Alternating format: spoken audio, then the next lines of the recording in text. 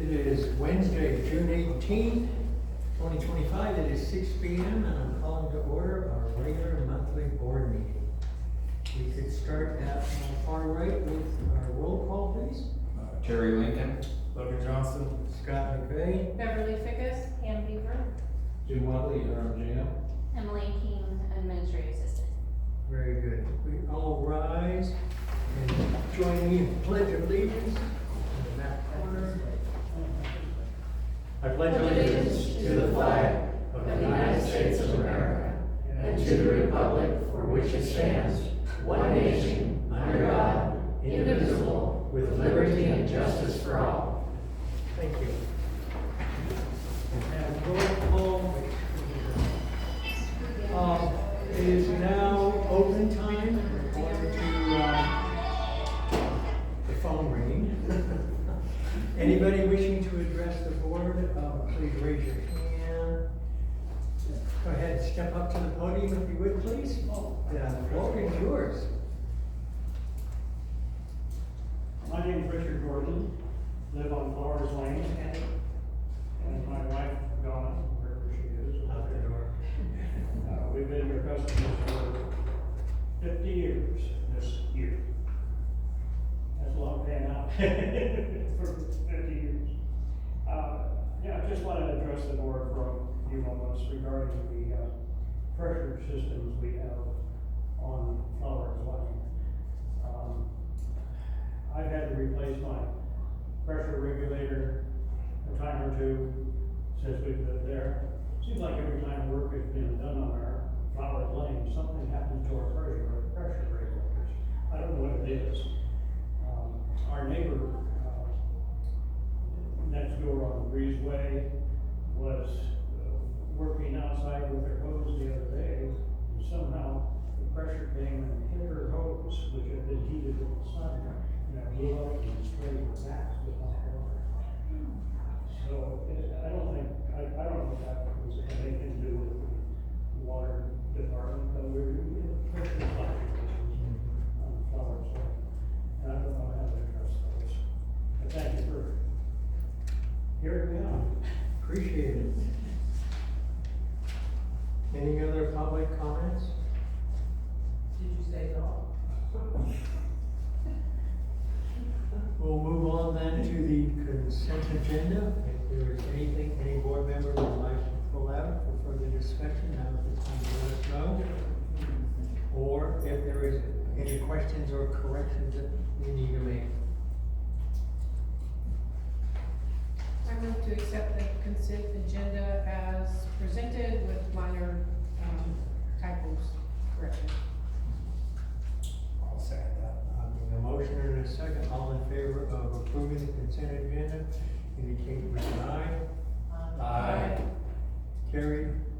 Moving on, regular agenda. It seems our interim general manager wants to expand his agreement to stay with us a little bit longer. I turn the time to you, sir. Thank you, Mr. Chair and members of the board. Before we begin, I just wanted to point out a couple of errors in the packet. We had a rush on Friday to kind of get everything out for the public notice. And so we missed a couple of things here, and I just want to go over them just for the record, just in the interest of maintaining good records. So some things in item 2, which is what we're on right now. I'm gonna go over a section that needed to be included based on previous discussion.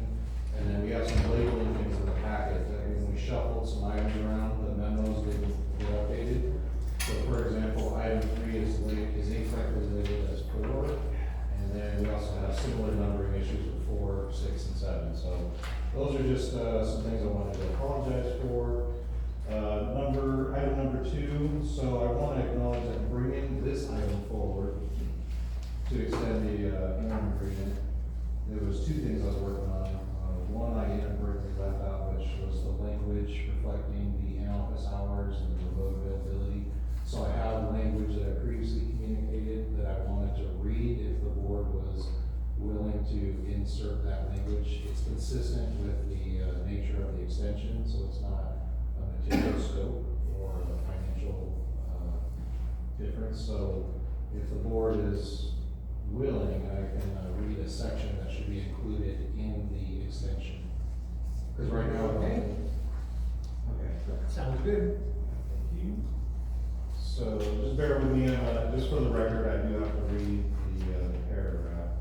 So the interim general manager position is a full-time position, therefore, except as otherwise provided herein, employees shall not engage in any outside business, educational, professional, or other activities, whether for compensation or otherwise, that would conflict or materially interfere with the performance of the interim general manager duties without written prior approval from the board of directors. The interim general manager agrees to provide an average of 40 hours per week in service to the district. A minimum of 3 work days, which is equivalent to 24 hours per week, will be conducted on-site at the district office. Otherwise, unless otherwise agreed to in advance by the board chair or designee. The remaining hours may be worked remotely, including but not limited to responding to emails, attending virtual meetings, or in-person meetings off-site and providing oversight of district operations. The interim general manager shall notify the board and staff in advance of any temporary remote work arrangements that may affect on-site availability and remaining reasonably accessible and responsive in the event of an urgent operational issue requiring physical presence. For the week of July 6th through 12th, the interim general manager has notified the district of a previously scheduled remote work period, which will remain available by email and phone, will check in regularly with district staff, and will have the ability to return to the district in the event of an urgent issue. That's the last paragraph. And as a full-time position, the employee's work schedule shall generally align with the normal business hours adopted by the district and those additional hours necessary to fulfill the obligations of the interim general manager, including being available to attend necessary meetings in evenings and weekends. During their employment, employees shall devote such time, interest, and effort to the performance of this agreement as may, in the view of the employer, be fairly and reasonably necessary. So I did that because I'm transparent about my availability as interim that I previously communicated. So I wanted to make sure that was in there with the extension, and the extension allows, if the board authorizes the chair can be responsible for selecting the term date on my interim status, which will allow up to a 15-day overlap with the new GM, but that will be, that'll come from the chair or the designee. So what I was looking for there is that since we don't know about the GM recruitment, when that next person can start, instead of having another end date that then extends, that can be decided upon by the board chair. So between these two things, that would complete the interim extension. Any questions? I have one. You've indicated that a remote work period for 1 week in July, and from the emails you've sent out, you're indicating that you'll be floating on Chasselet. Water research. Water research. So will you actually be working remote, or is this a vacation? Now, I'm gonna be, well, it's a good point. I'm gonna be on vacation, but I'm gonna be plugged in with, I have Starlink satellite. So I'll have that on my laptop, I'll have my cell phone, and just like I've always done with, my current business, I will check in and do things, in between. But I just wanna make sure that the board knew that it was previously scheduled.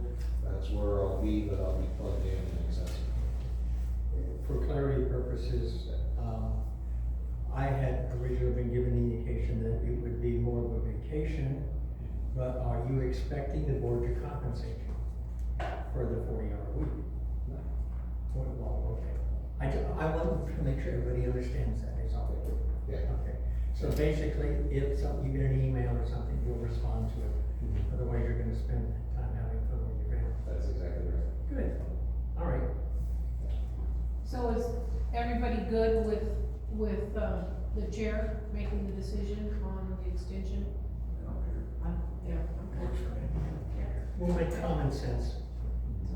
Yeah, I wanted to allow some overlap, but since it's unknown, it can be up to 15 days, which is Up to. three Could be 2 days or 3 days. Yeah, it could be. Or. You know, as needed, Yeah. basically. Yeah, that's correct. Okay. It leaves enough of an open window. Okay. Any comment on the extension? Do I have a motion to approve or anything? Do we need one? Yeah, I would need a motion to approve with the language that I mentioned, Right. yeah. Okay. I'm entertaining one. I make a motion that we accept the interim general manager's employment agreement extension. I'll second it. All right. Having a motion in a second, all in favor? Aye. Motion carries. Okay.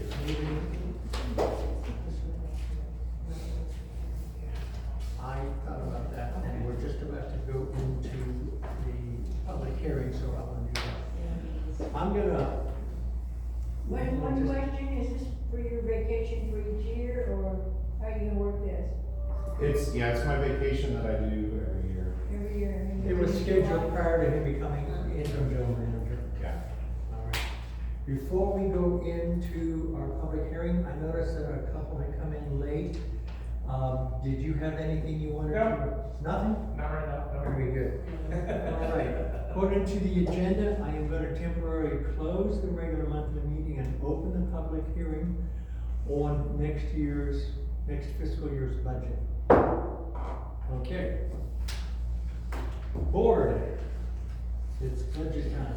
Do we have questions or concerns you want to bring up? Anything get this in first? Logan, no? I'm kidding, because I knew we both did. Yeah. Anything, Pam? No. Okay. Beverly, go for it. And then I'll follow up with anything you don't Where's cover. my stuff?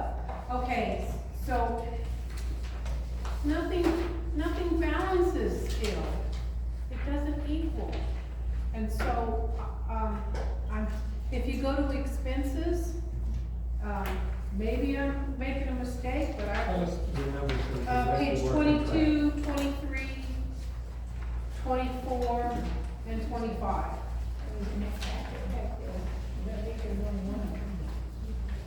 So if we go to page Okay. 25, Was that the, early version that was corrected? I corrected it on mine, but Okay. oh, you think your pages might be different? Yeah. Yeah, that's. Yeah, they Okay, are. okay, Yeah, because what we have, the reason why there was a discrepancy is the working copy is an Excel spreadsheet, then we take that and then plug it into the Word document.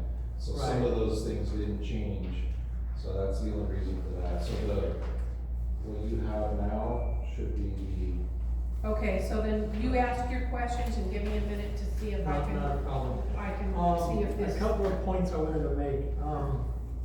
Let's see, designated reserves, you list at 330,000, that's, line item 13,000. And I know, we are trying to do 95% of the amounts collected, giving room for people who are, struggling to make, ends meet. At 95%, it should be $316,000, not the 330,000, so that throws off our balance by about 14,000 on that one item. On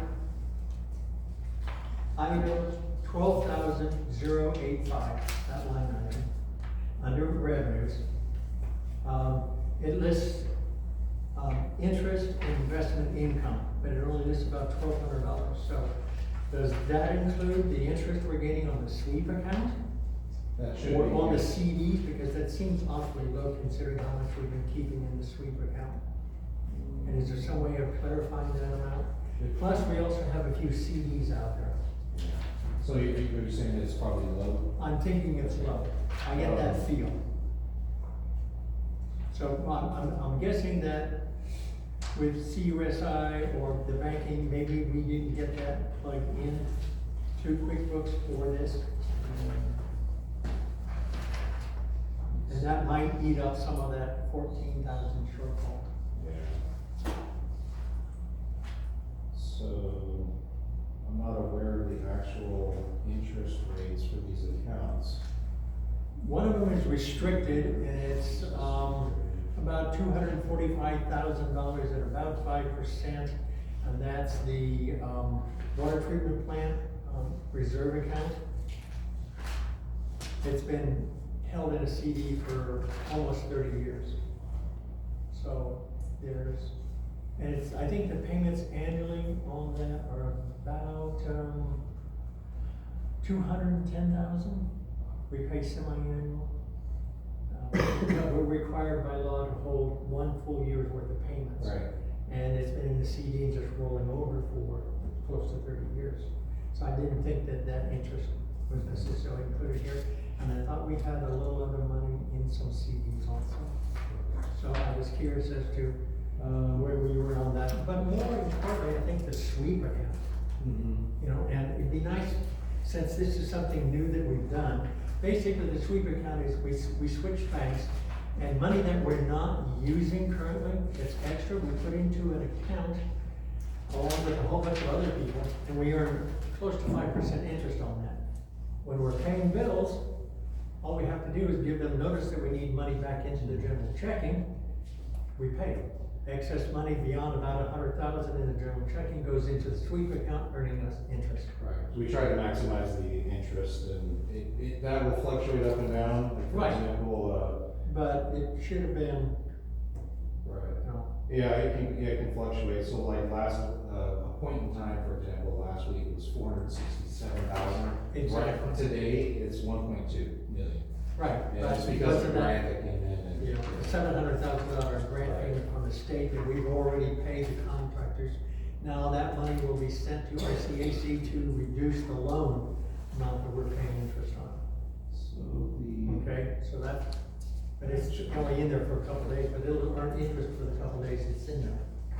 Might be able to get us a good feel, because. Maybe, at the next finance meeting, we can have some of that updated information. Why don't I do that, because it'll be a pleasant surprise if it is low right now, and then it's actually higher. I'm just gonna see if I can see where we are as of this fiscal year on interest, and that might be a good pulse. I've got a couple more questions. Yeah, go and I'll ahead. turn to you, Yeah. so you take your time. Well, what do you know, it's not on this one. This is not as detailed. No, that's So fine. I can come back with Yeah, that. that's fine. and But that's just something that it would be good to know, because, so that Right. we keep it a little more accurate. Could be used as a mechanism to help balance this too, as well, so. Two others, line item 41,100 is the well and utilities. At one point, we were having one of the staff drive a generator to the wells for the monthly testing, and using the generator to power the wells instead of using PG&E's electricity, hopefully then reducing our standby charges, because we had not used PG&E. PG&E charges us anywhere from $4,800, $5,800 a month standby to have power available if we ever have to turn the wells on. If we turn them on for some testing or something, then they say, oh, you needed it, so we get to charge you more. And the per kilowatt is something like $16. So if we haul the generator down during normal business hours and run it that way, we're able to reduce the standby charge significantly. And I'm guessing we're gonna save somewhere between $10,000 and $14,000 a year that way. So their fee is only exercised when we go and turn it on. Yeah, Okay. no, well, there is a standby charge, My knowledge. okay? And we don't use, if we're not using electricity Right. on the wells, then it's nice to haul a generator down there and not. And I don't think we could turn it on. Okay. So. I just wanted to clarify whether we were still doing that. And the last one was line 52,010. And that's under expenses, the RCAC, loan for the backwash pond grant. We have a $6.2 million project where we're lining backwash ponds with concrete. It's 100% grant, but the state doesn't reimburse us for 120 to 180 days. Well, the contractors don't wanna wait that long for payment, so we have a loan with RCAC to to pay the contractors, and then we wait for the state to reimburse us. In the next year's budget, you have listed $60,000 as interest, which is probably appropriate. My question is that the amount less the Centerville portion? Because Centerville pays a portion That's the of full that. amount, because I believe it's. That's the full amount? Yeah, but I actually believe the number is 58,000 and change. Okay, So- that's your anticipated amount for this coming fiscal year. Right, And less. then you need to less- realize that Centerville pays Yeah. 25% of that, so in the budget, as an expense, we should have reduced that by $15,000, okay, on the expense side. Okay, which would then help us balance our budget. Yeah, this one I didn't touch because it was added, I think after March. Okay. So previous direction. And one last item, 14,010 WINAP. In your, preliminary budget, report, you talk about the WINAC and the fact that we have paid it off, but your numbers seem to have missed a couple of years of the 55,000 that was collected, and then, whether we were, it should have gone into that, and I think a reconciliation probably needs to be done. But I Right. think we should be reducing it by approximately $110,000, meaning the payoff will change from 12 years to just over 9 years. And I think if we do that reconciliation, then we can memorialize an actual date. Because it's been showing up over the last 6 months to a year at 12 years payoff. And I really believe it belongs at about 9 years. I think you're right. Okay. 9 years. So I'd like to see that somewhere in some minutes or something so that the public is made aware of that basically, we took the money from the general fund and paid off the WINAC, Water Infrastructure Improvement for the Nation. It's a federal obligation we had as part of the Central Valley Project, and our share was about $847,000. A prior board member, Cedric White, found that the Bureau of Reclamation had about $203,000, had that applied as one of the payments, and then the prior manager worked with us and we paid off it in full on time, securing in a normal water year our allocation of 15,300 acre feet In perpetuity. in perpetuity when a normal water year. But because the money was taken out of the general fund, we're still paying it to reimburse the general fund, okay? And I wanna make sure that the end date is accurate, okay? I'm about done. Okay, let me just double check from before with the notes. So I added it up 3 times, Okay. or maybe 4. All right, I'm ready. Okay, it still didn't equal for me, so, but, yeah, my numbers, I had your new numbers, but I'm looking at the draft to see if I have any comments on it, because I don't think it is. Oh, this is the new one. The new one wouldn't have my comments on it. Okay, so if you go to page 8, your total administration general costs.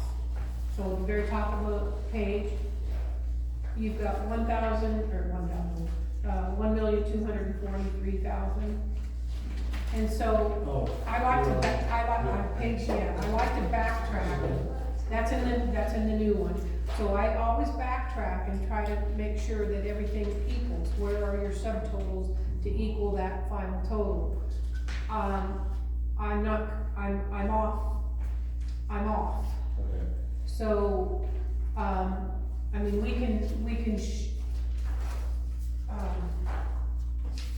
so if we go to page 6,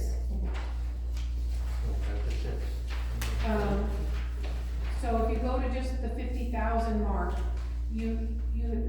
what I found kind of squirrely was, let's just take a look at the utilities under administration general. So 50100 down to 50330 bank service finance fees. I think you're on the next, Okay. Well, underneath the bank fees of 7,500. So those fees right there total 83,000, and there's nothing that shows 83,000.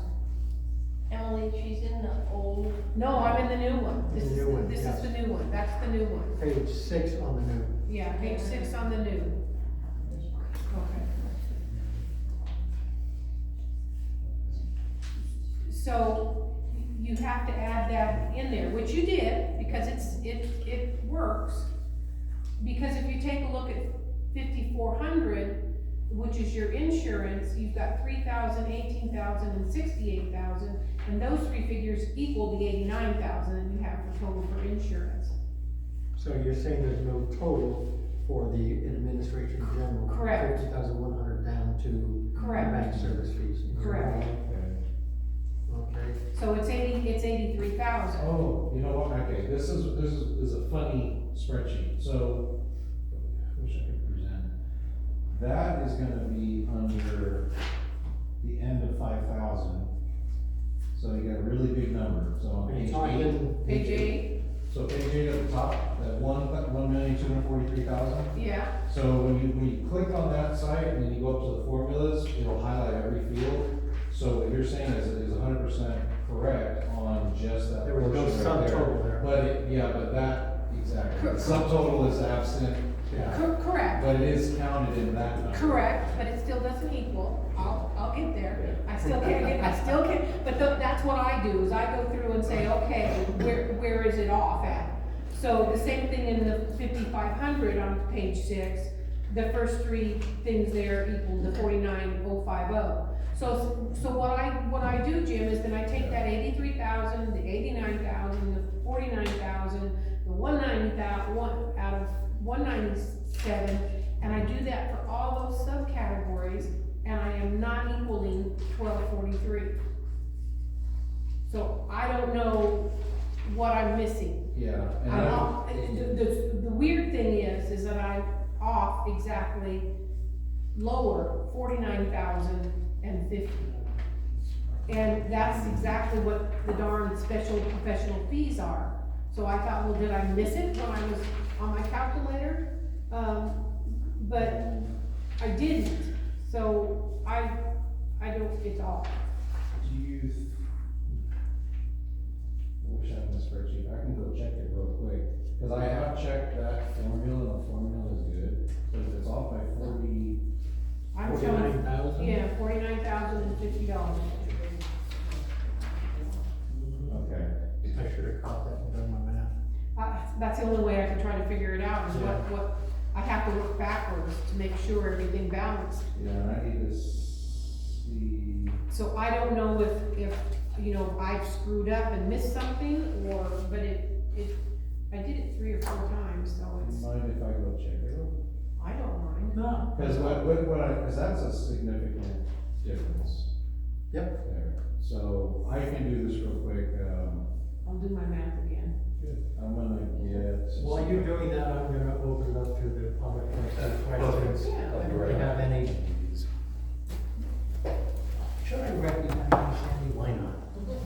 I have 3 questions. This is past history. That went after 188,000, we didn't have the money to pay it. The 847,000? No, the $188,000 one, a year ago last December. Oh. I remember how worried a couple of members of the board were because, you know, the Bureau didn't bill us for that for years and years and years. That was our portion of the building of the project. That was federal government, and then they finally said, oh, we need to collect this. Well, someone retired and someone took over and figured it out. Yep. That's the way politics go. Anyway, we were gonna take out a loan because that was in arrears and it had to be taken care of. We And didn't qualify at the time for the loan. we didn't, we were turned down. Yep. And so, how did they end up funding that $188,000? Actually, the prior general manager, Paul Kelly, figured out a way, brought it to the board, and we were able to do it. Well, that worked out good again.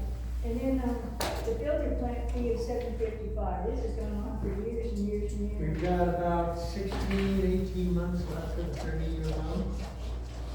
There's actually 2 loans, a large one and one that was about $467,000. Yeah, but the board supposedly was gonna review that every so many years and see what the unpaid balance was and adjust our fee I accordingly. know what the unpaid balance is. The 755, you mean? Yeah, it was, It appears also, resolution 2015. when we get to, I believe when we get to the anniversary with 1 year left, they're gonna require us to take that restricted reserve account, that's money in an account that we can't touch. And they're gonna want us to send it to them and pay it off in full, okay?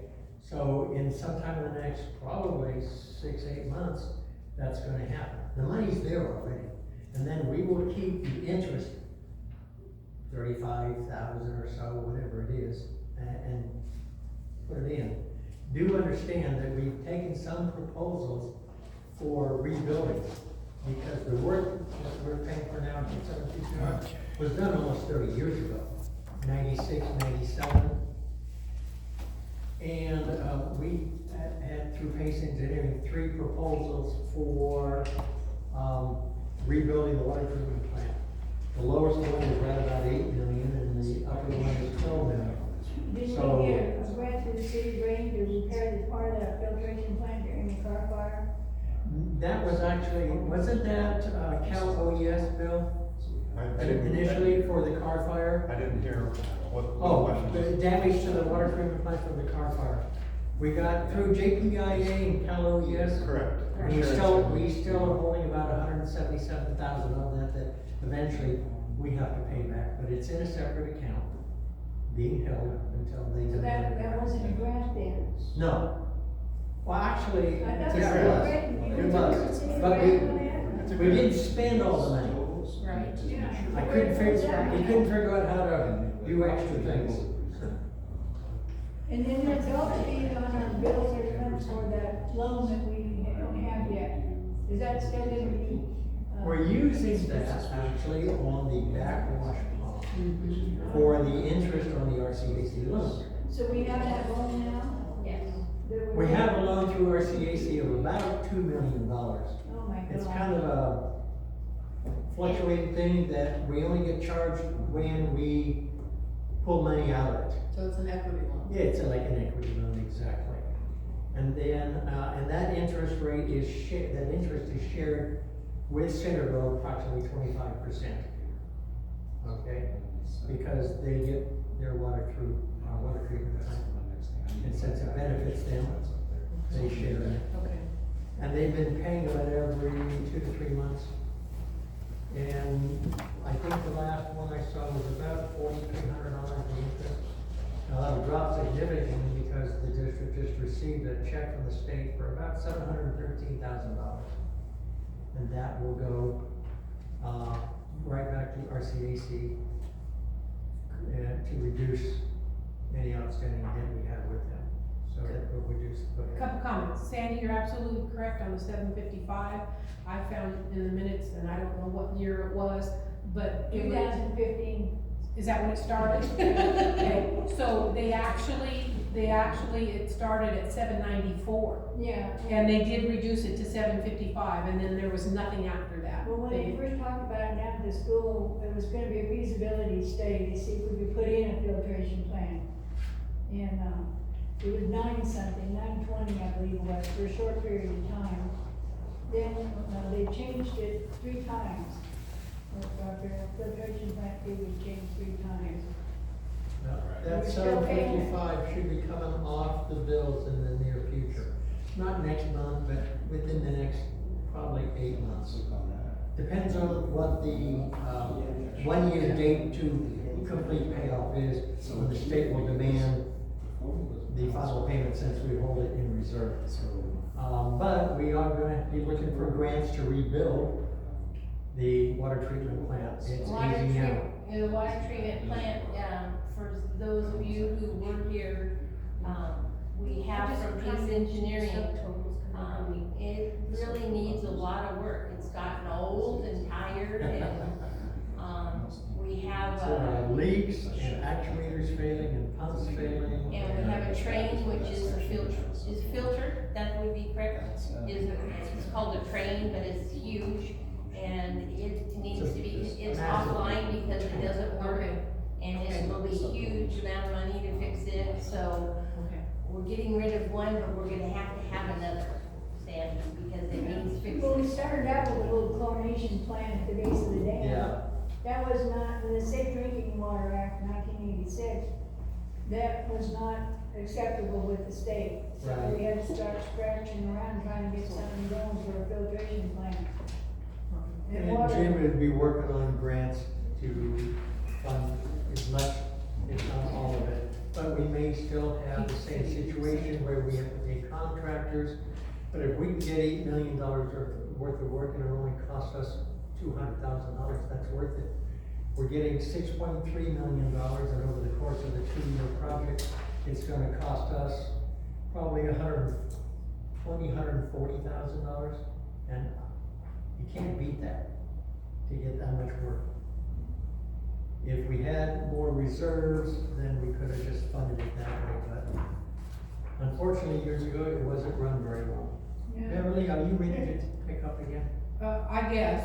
Well, So, interim general manager said what he would do was would do the subtotals to check and make sure that it all equals correctly, so.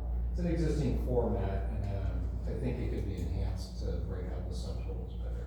Because the formulas, later on and in the middle, they jump around, and they need to be captured in their spot.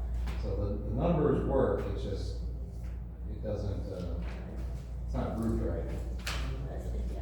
from the public, any questions about the proposed budget for the next fiscal year? Are we balanced? I do believe so. Oh, don't say I believe so. I believe so. You may not, but having run the numbers myself and taken a look at different things, and the fact that we do have 3 years of reconciliations with Centerville that need to be done with the audits that are coming in, that I think they're gonna generate a little more income. Yes, they are. And that's why I believe it will balance. Right, because they're sitting on fiscal year 22, 23, 24, pretty soon 25. Correct. So, plus we were only charging them for 25% and they were at 31%, so, and that's, Are you telling me currently it doesn't balance, that we're waiting on Centerville? No, what I'm saying is, my feel from my experience and having gone through this is that when the corrections are made, the adjustments in the system, and the fact that CUSI, our revenue tracking, was not inputting into QuickBooks, the picture will become a lot clearer. I do have a few small concerns because we do possibly owe JPIA an additional $80,000. But we don't have that as yet to plug into the budget. That's a potential thing. And we may be able to negotiate that with them. Correct. I think for the benefit of the community, we have a situation where we got a grant, and then we also had an insurance claim. So it's kind of a double dip. So the insurance is looking for some of their money back. And we've, this happened during a car fire, so we're looking for records and receipts way back then, and things were probably done in a rush, and so we're doing the best we can. So there is a delta of about 80,000, and we already have 177,000 put aside. And so once we know, we're still reconciling with JPIA, and once we know where that's gonna settle, the next step, if we do owe, is to then negotiate with them on some sort of settlement. Instead of maybe 80,000, it could be 40,000. So my recommendation to the board for that is to bring it back to the board for a budget amendment when it's known. Because right now it hasn't settled out, and neither have some of these tariff wars that we don't know. All that we know right now is the ports have dramatically slowed down and costs are going up. So that's gonna impact us. It already has with some of our chlorine and some other materials. And so that is something that just needs to be on our radar. And as things start to really impact our budget, we need to come back to this board and do a budget amendment. So we may have a budget adopted, but we may end up having to throttle back some of our expenses as we can. And then hopefully not dip into any of these available reserves. There is another thing that, because I'm kind of curious about ways we can, if we have an unforeseen situation, what can we do to not have to, go out and get a loan or, you know, just to stay solvent. The WIN Act, some of these internal transfers, you can pause those because it's a payment to ourselves. So you can legally and practically pause them and then utilize those for another thing. So that is something in our back pocket that we could use as padding, should something go crazy for us. So, but I didn't wanna put that in the budget, that is just something that, you know, the board can know about what we can do, to kind of mitigate some of the impacts that could happen. I think that one of your questions too, that this has been the first year we've had reserves. We always talked about having reserves, never did. We do have them, and they're put away. We got the WIN Act paid back.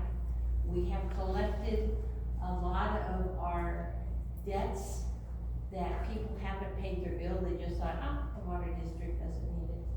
So a lot of that has gone to getting collected. So solvency, we're doing better than we were. How about that? Well, to answer the question in the proper form as, do we balance, the answer is yes. Yes, our net income equals our expenses. You can't have one higher than the other when you're approving a budget.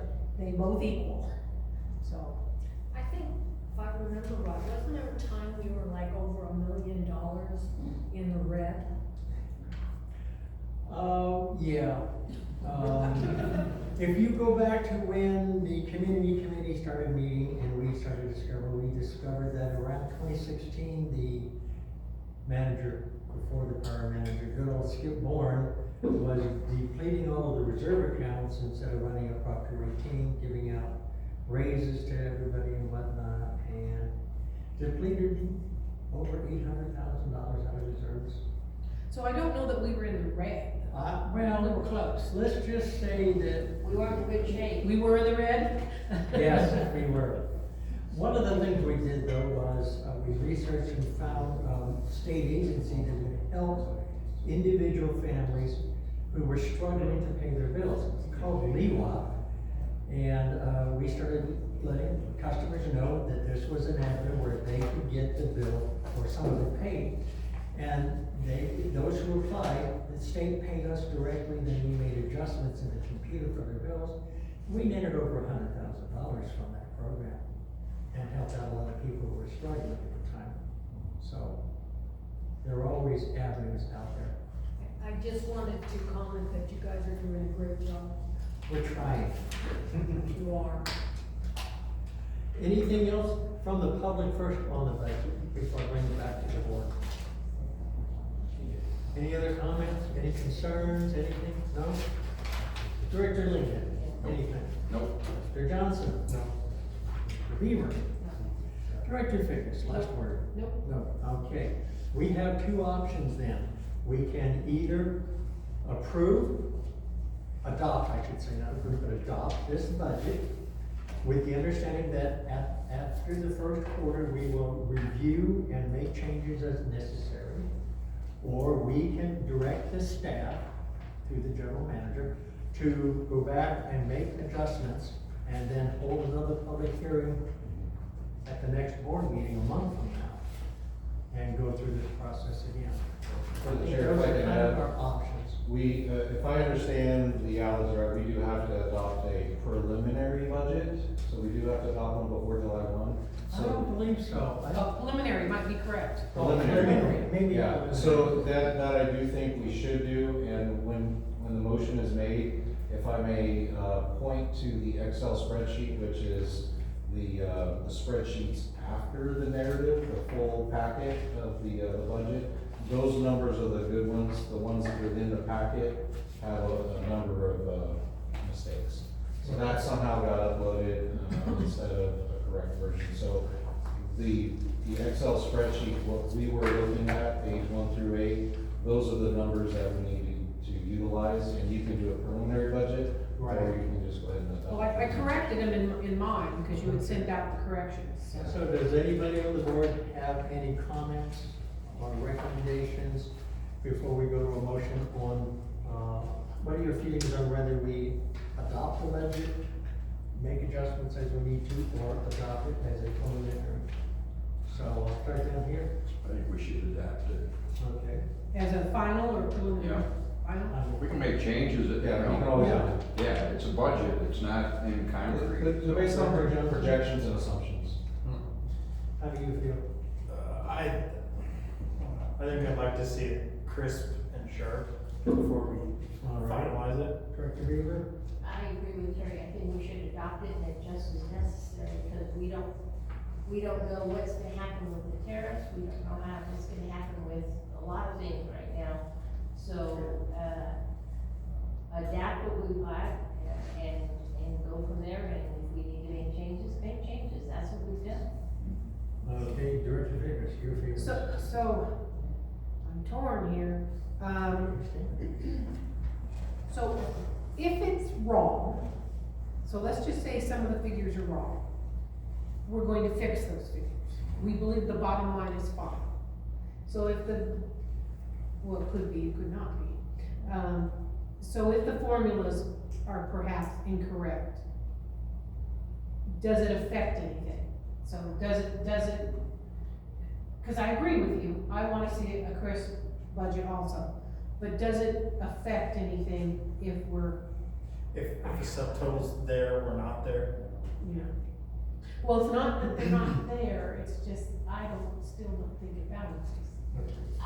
But a budget is just a guidance. It's a living document. And it's to change, it'll never be crisp, because all of a sudden, we need something that we've gotta have, it's gotta be changed. Let me ask- Always slightly fluid, you're right. Let me ask our general manager a question then.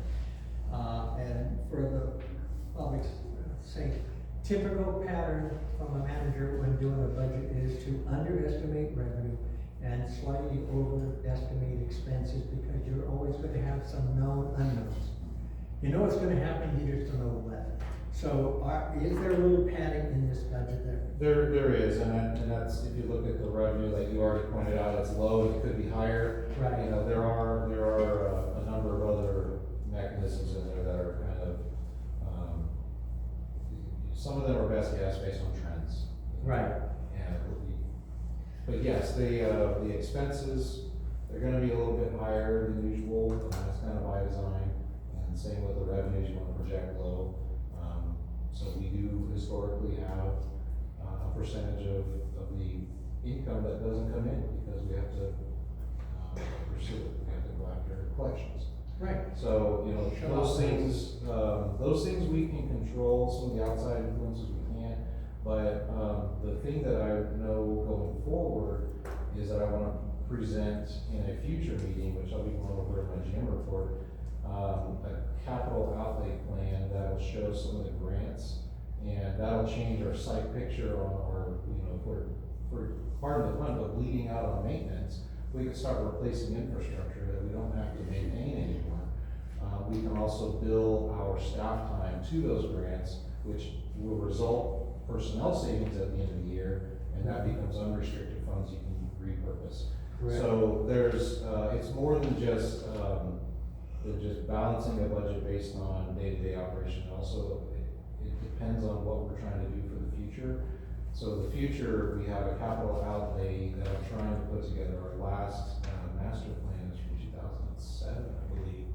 And generally, you want to do those every 10 years. A lot of things have changed since then. And we had a pretty good meeting with Western Shasta Regional Conservation District on getting together and partnering with them as a lead agency to hopefully get a grant, but we can partner with CAL FIRE, Centerville, Firewise Community, Shasta County, and just have one heck of an application and hopefully get 100% funding for these grants. Now, we are a disadvantaged district based on the median income, and another thing that I, realized going to a special district training for taxes is that our taxes are really low based on the property value, so we really are disadvantaged as far as revenue streams coming in. Bella Vista, for example, I know they're larger, but they're 1.3 million versus our 450,000. So that'll play well into pursuing grants and getting 100% funding. And when you get that 100% funding, you can expect personal savings. So that will take care of the future. The operational stuff, we just have to stay plugged in and watching a lot of these things once we resolve the JPIA thing, which I'm really hoping we'll have a good resolution. In September of this year, we have a chance to go before their finance committee and present and tell them about our due diligence and everything that we've done. Things that,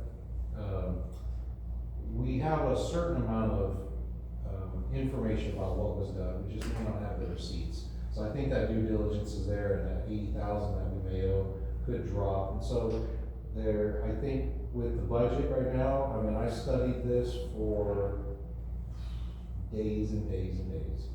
And, I don't see any red flags. The only unknowns are gonna be if we have water main breaks, say there's an earthquake, and things rattle and then they pop. Over time, we wanna be able to control those expenses. We have a good vac truck, which now is fully operational. We're fully staffed in every position here. So we're a lot more efficient than the last couple of years. So I think, going forward, I think we can get some momentum and take a look at, keep looking at our spending every month and our revenues. We also have some strategies to put together programs for our collections and liens. Some other districts will wait 60 days and they're gonna lien a property.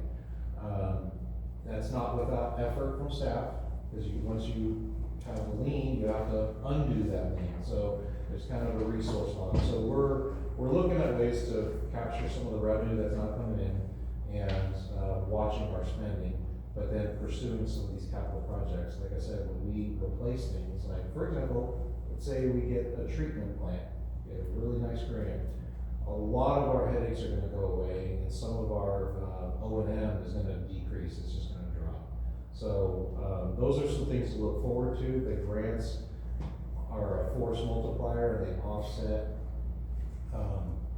operating costs overall. And so the budget, I will just summarize real quick, is it balances. You're probably gonna have some numbers a little bit off here and there. Those can be adjusted. When you do what's called a roll-up on some of these accounts, like the subtotals, generally some will be under, some will be over. Like this year, we do not have a complete site picture because our bookkeeper turnover, she's effectively been here less than a week, and she's already working on reconciling, because we have several $100,000 not showing right now. And once some of these things settle, we'll know more as far as what we can expect for the next year. We are on par though with trends, and I didn't see any red flags. So, will some of these numbers shuffle around? I do think so, but I would recommend that after 90 days, let's get a good review. Or if you decide, if this board decides, you can do a preliminary budget, have another finance committee meeting, where we can then dive into the weeds if you want, and we can make sure that, this board is comfortable at that point. Does that help you? It does.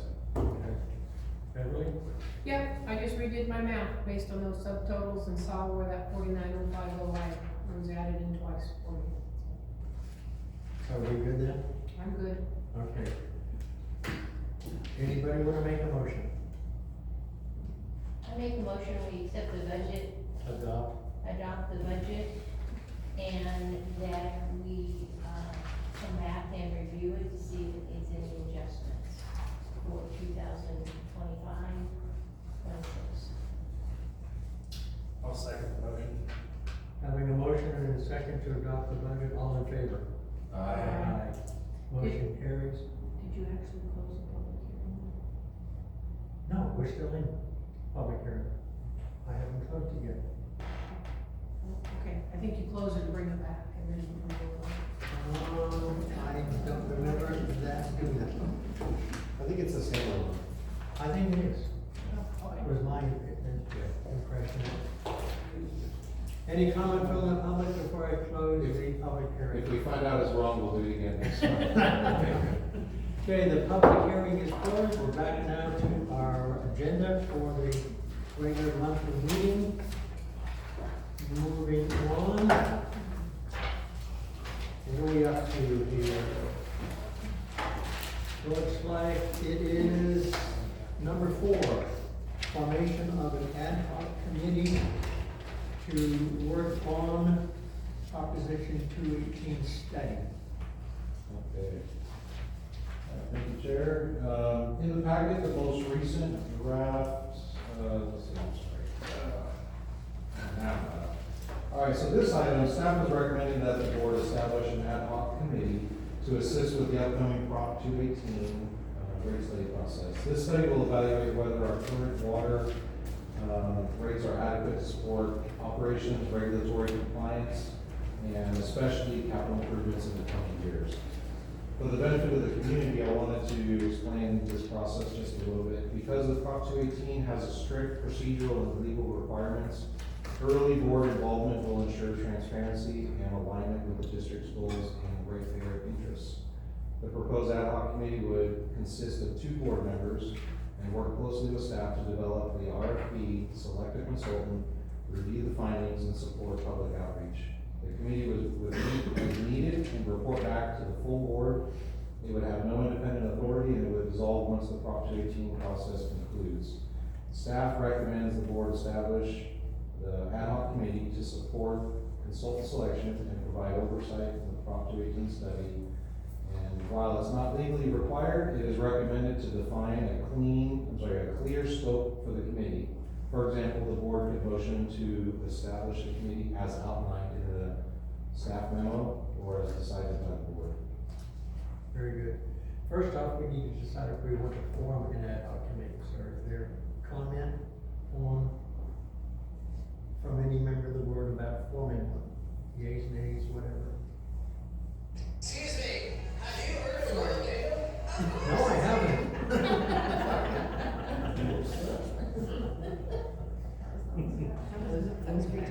So our 5 years are up next year, right? September. So rate increases when we do a Prop 218 are every 5 years. And so this ad hoc committee would get started now for next year and looking at everything. And Basically developing the rate rationale to justify any increase if we have one. so I know Dennis is here, you were on the ad hoc committee for a while. Terry, you were on it too, weren't you, as a? Right at the end, yeah. Yeah, at the end, and he was as a community member. I wanna make sure that we have public input on that again, cause that was really important. For those of you that don't know, I've been listening in on some RCAC trainings, and they gave one on Prop 218. It wasn't real valuable in that regard, but another one on the rate setting that they talked about was. And RCAC has been a thorn in our side when they came out with their rate study, because it was absolutely horrific for all of us. I think they've got a new crew. They've sounded positive. So it's like, do we give them a second chance? Because as a disadvantaged community, we wouldn't be charged. So that's one thing to consider or to think about, and that's important for everybody. Do we wanna go that route, or do we want our ad hoc committee to try to formulate something like we did? The ad hoc committee actually missed a few things that we didn't think about, and some of the charges, and like with the water treatment, what gets associated with the water, with just the water rate.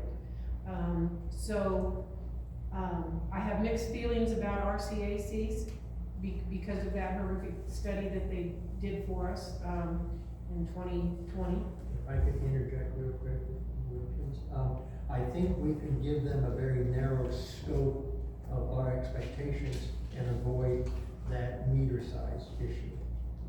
So I did pose that question at the training. It was online, and I just said, why do we charge more if you've got a bigger meter? And I still don't agree with it. It's because you have the potential of drawing more water.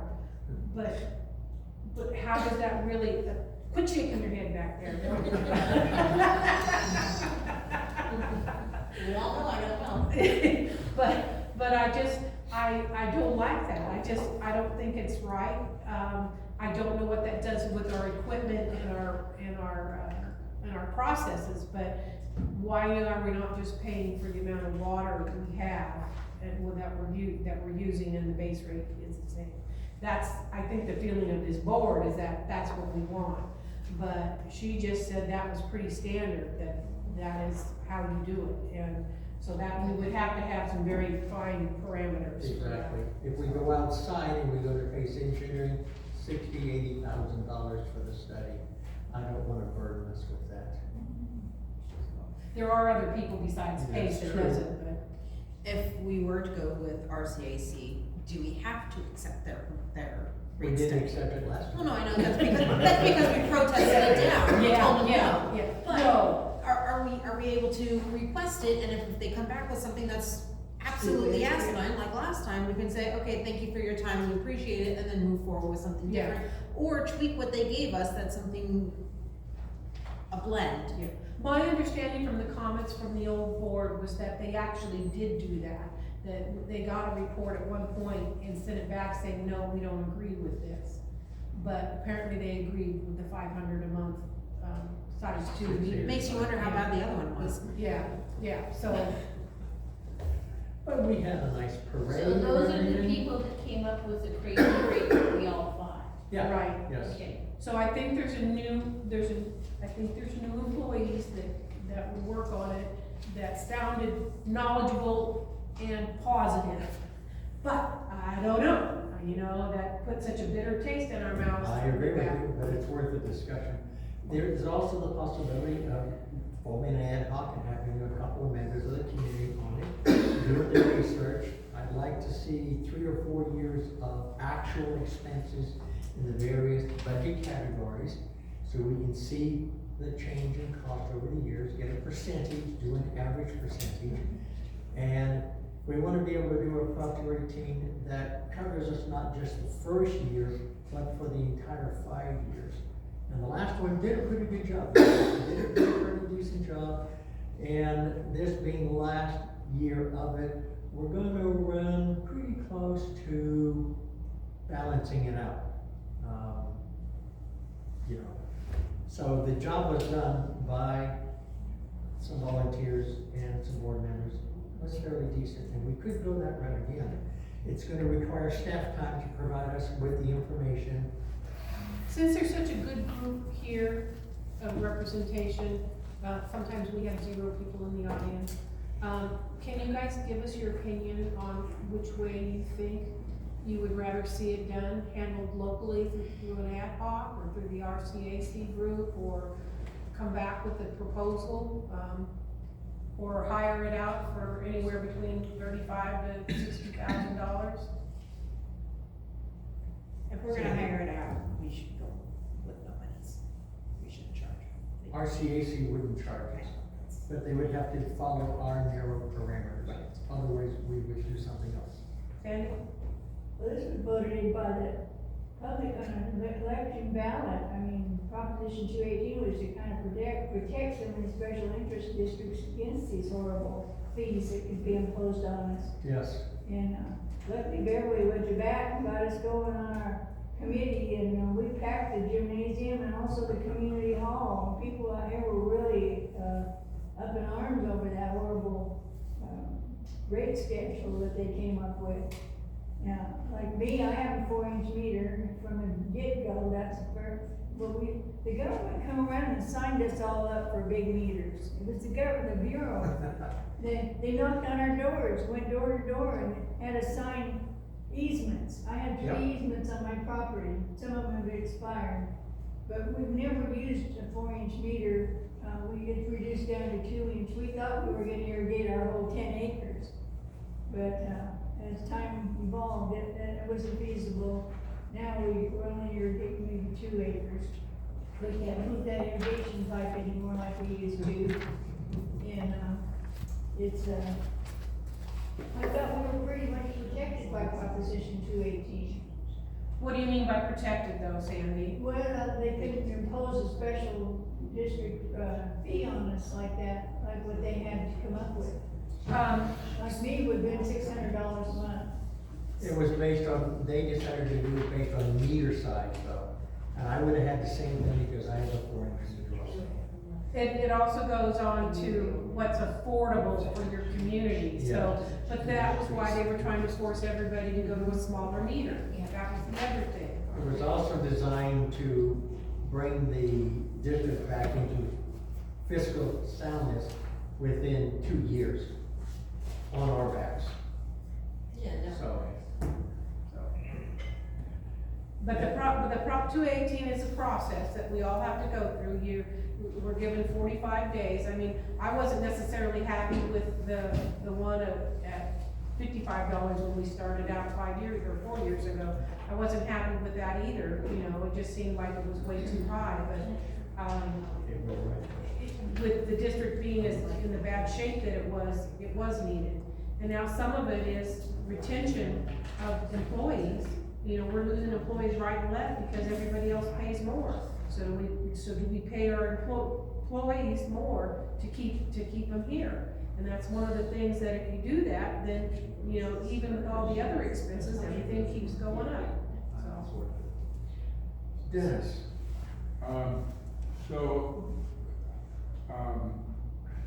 I would think, that if we charge by the size of the meter, that the ag property owners who've got the large ones, would end up paying a large amount. Yes. Pay a huge increase.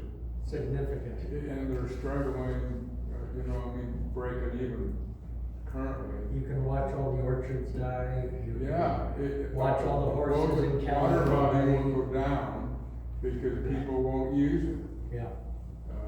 So I'm against that. I agree. All right, so the question before the board now is, do we form an ad hoc committee? You have to answer that question first before we can move on. When does this, Proposition 218 study end? We're going to try to have the 40-day period, notice period, sometime in July, so that we can have. Of next year. Of next year, so that we can, at the 5-year anniversary, which should be September, have a meeting and approve the Prop 218 rate study. And that is one thing that the RCAC said, is that you have to start out a good year in advance to get all your ducks in a row. Cause it'll have to be based on June's, Right. Yeah. The Actuals. actual expenses from last year, and a few years prior to that. And that'll take some time to gather up.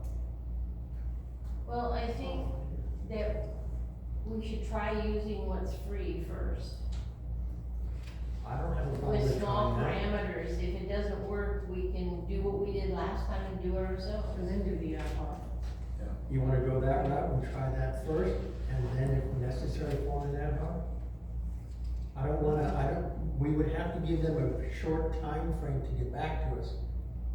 So, we can't wait 5-6 months for them to, No, I'll see if I took a picture of the slide with the contact information, okay. and then give that to Jim.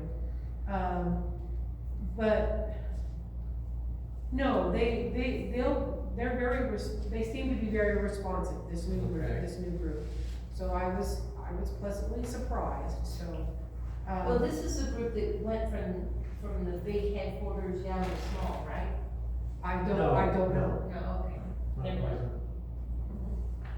You would think with narrowed parameters though of what you're wanting and asking, it should take less time. To give an answer To as get to an whether answer they will back. do it within that. As far as the fact finding, that's gonna take them probably 3 or 4 months.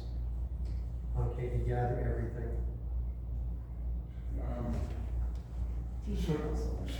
So the board would look at those rates and say yes or no. And if you turn it down, you've lost that time, it's gone. That is my concern. Yeah, but we'd have the documentation. They would do all the study, and we would have that material. Yeah, And could it you shouldn't take us as long then to, Could you use Do that it last yourself. time a little bit too? Yeah, that I agree. Did you have a comment? I did. Would you like to make it now? Thank you.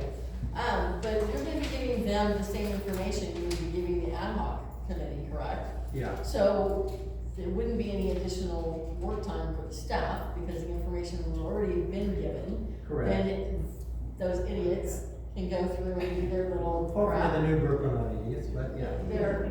Trust me, we're gonna come back and have to do this again. And then we could take their information and maybe make it a little better with the ad hoc. That's what I'm thinking. But, because it's not gonna put double time for the staff to work, if they're giving the same information to those people that they would have been making up to get to the ad hoc, Okay. it would just be a double down look.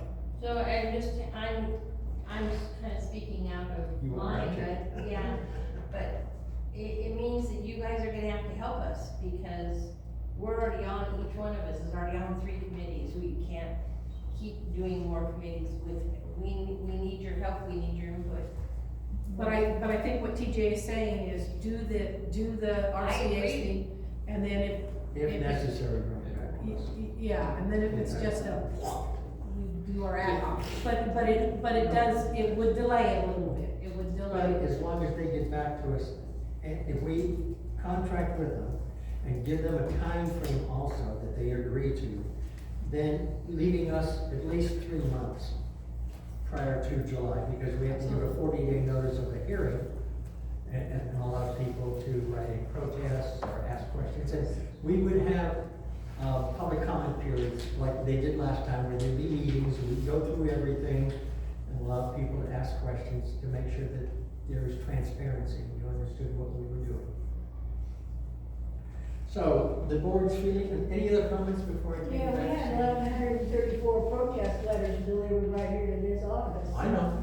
And I'm sure we'll get them again. With homeowners insurance the way it's going right now, who can afford $600 a month for a Well, we're not water? gonna accept anything like that. Not at all. Thank you, Ian. From the board, comments? No. Nothing? Okay, is the feel then that we, direct the staff to approach HVAC? Yes. And go that route first? Yes. Provide them Yes. that? Pam, sounds like that we have agreed. So if our interim general manager will put together something, what about the parameters that we want them to work on? As a technicality, we have to say yes or no to the, Ad hoc. I All in move- favor of not forming it? Do we need a motion on that? Yeah. Yeah, Okay, we so I so move to not form an ad hoc At this committee time. for Proposition 218 study at this time. I said it. All in favor? Aye. Done, thank you, sir. thank you. Now, what about parameters? No meter For size. them to, well, obviously, but we also need a time frame. Are there other parameters that we need to give direction on? Well, I think it's not on the agenda, so I think we'd have to come back next time and talk about it. That's a good point, thank you. All You're right? welcome.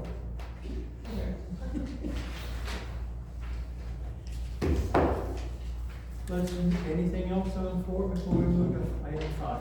All right, tax appropriations, this is an annual thing, and it's basically a formula that what is it, the county uses, and then we have to stay within a certain limit, and it's always a lot more than the property taxes we collect from the county, so this is almost like perfunctory.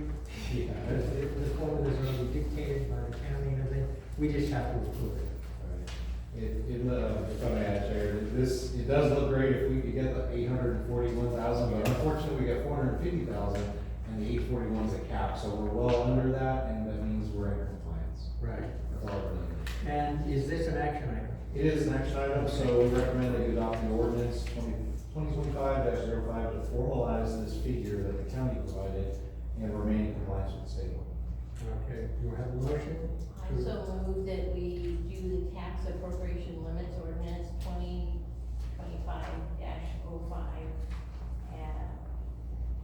for the county. For the county and state requirements. Second on that? I'll second it. Thank you. With a motion and a second, all in favor? Aye. Motion passes. General manager, your report. Yes, so I actually want to take the opportunity to say, I forgot something very important in item number 3. And because no one has left, other than our own staff, and this is what I'm doing for, item number 3, I included in there, if you go to the memo, I want, what we didn't have is a resolution on the COLA. So what I wanted to mention Yeah, is. but that should have been outside of the public. It's actually, part of the adopted budget. So the budget I wanted to point out. Yeah, so if the board wants, you can, reopen the public hearing right now since nobody has left. And we can make a motion or, what I'm looking for is actually direction on whether we're doing the 2.8 per the MOU or the cap of 4.0, 4%. And the budget, just so you know, I did all the calcs. Either way we go, we're under the budgeted amount for the year. So I failed to mention that, and that's actually very important for this board. For the sake of correction, I am temporarily closing the regular meeting and reopening the public hearing to deal with the annual COLA. Thank you. So the board does have discretion to approve the COLA up to 4% under the MOU. And should the board elect to approve a higher COLA, so should you elect to approve a higher, the 4%, the budget as presented includes the 2.8.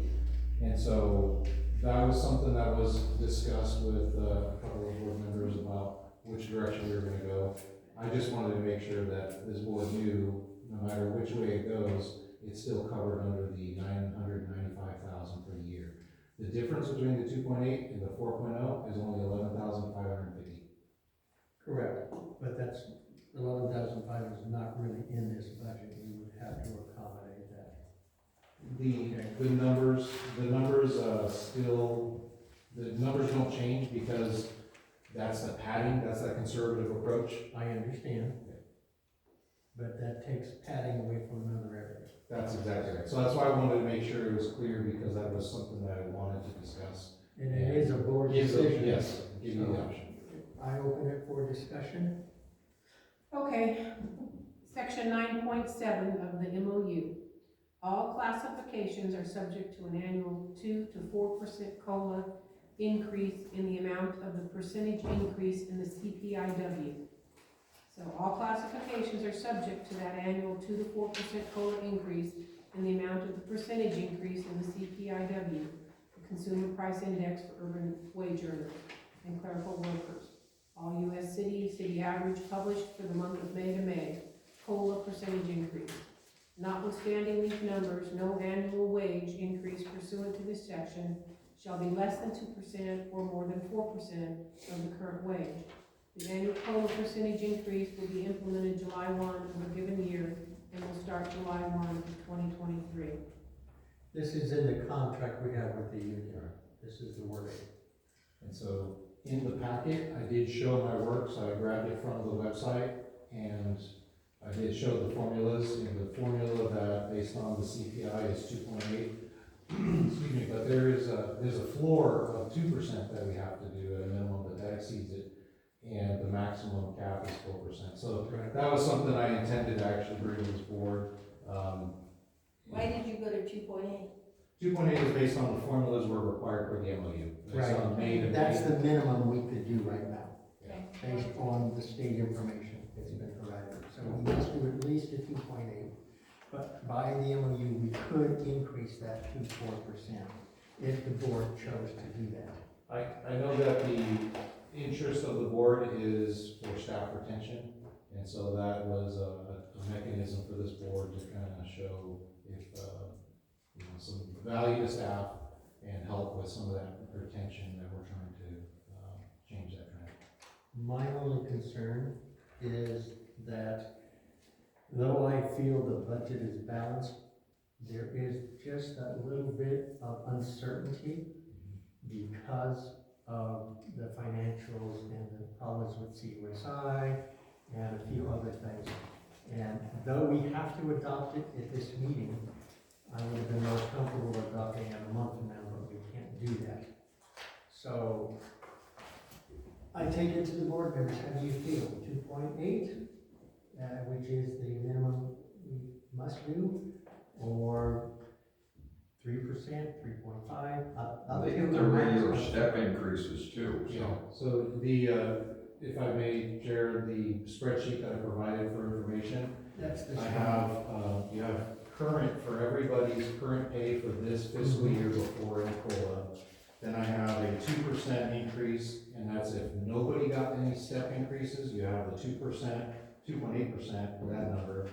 And then I have another number, 2.8, if everybody got a step, that number. So GM doesn't get a step, and then we already have an employee topped out, step 4. So that's a number there, 920,000, and a reminder that the budget amount is 995. And then I have another 2 columns here where there's 4% if nobody got a step, and then 4% if everybody got a step, that could get a step. And we're at 931,000, and that's fully burdened. So if we look at that, let's take a look at the operator, the waste treatment plant. I thought if he's, It's not it's water treatment, not waste. I do that every I time. know you do. Every darn time. H2O. If he's already at the top, why is the 4% with the step annual? Are we? So there's no step for him, just the 4% apply. Why is, that is showing 113,000? Why is it showing 116,000? So, let me see, I'll do the math. Because 1% off of 100,000 would be 4,000. Right. So that's actually a little bit, Oh. sounds like it's a little bit. Oh, you know what? Yeah, so it's actually, it would be less, because I actually did apply a step, it looks like. Yeah, so there should be, it'd actually be a lower number. All right. Okay. I guess my concern is, it's not necessarily the money is my problem, it's the MOU. And so that's why I looked it up again, and I'm reading it, and does it really say, we put that wording in there as when this was getting approved, because we didn't like what happened the last time, where you had the old general manager just approving raises here and there. And you did it outside of policy. And- Multiple times in. Correct, and he did it outside of the MOU, the policy, the whole bit. So that was why we were very specific, but I don't know that it was specific, that it was giving us the wiggle room to increase it to 4% when the actual was only 2.8. That's my little. That's a valid point, because there was really no language that really gave us the option to increase it. It was kept in that narrow range, that we would never pay less than 2%. So that was the Never intention pay behind it. more than 4%. Yeah. And then whatever it was that fell in there. If it was less than 2%, we would pay the 2%. If it was more than 4%, we only paid the 4%. The wording isn't super clear. Correct. Yeah. So, that And is a point, we may not legally be able to, by the MOU, to actually make any change other than what has come in. I think that money is important, but I think that's not the only thing that keeps it here. Yeah. And so, if we have to work on other areas, and we have to make the culture here one of wanting them to stay, not necessarily that, and that's, to me, is, you know how I feel about that. The other aspect is, if we do this, and it looks like we can afford it, are we setting a precedent that we may not want to do? Because if we do it one time, that's a precedent.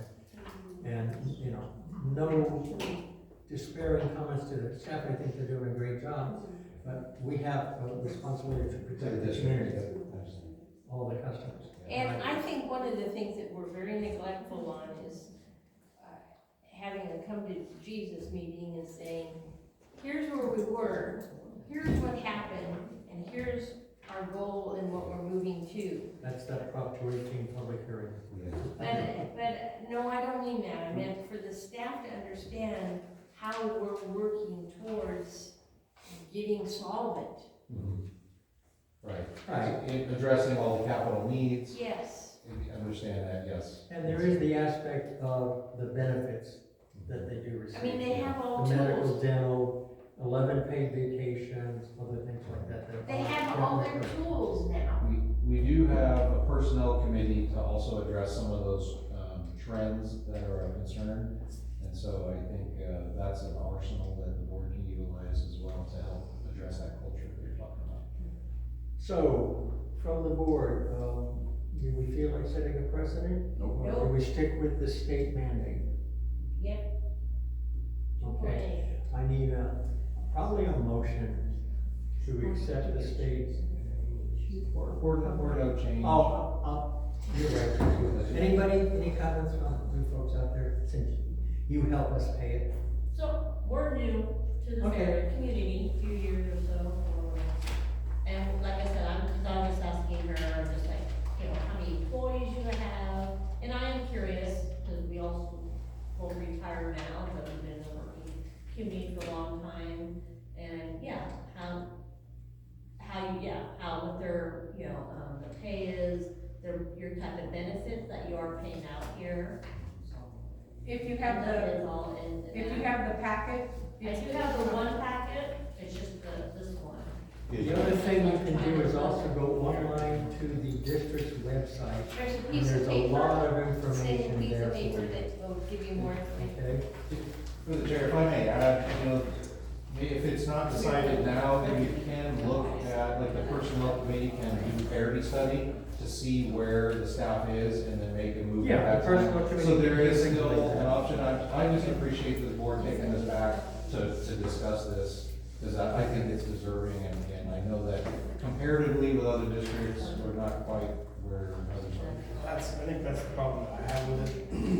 20 minutes ago, I don't know if it was you, Pam, or you, Beverly, but somebody mentioned that we have considered, we have difficulty retaining employees. Part of that is just that we don't have competitive wages for the work that we're doing compared to the districts like Forest and Shasta Lake.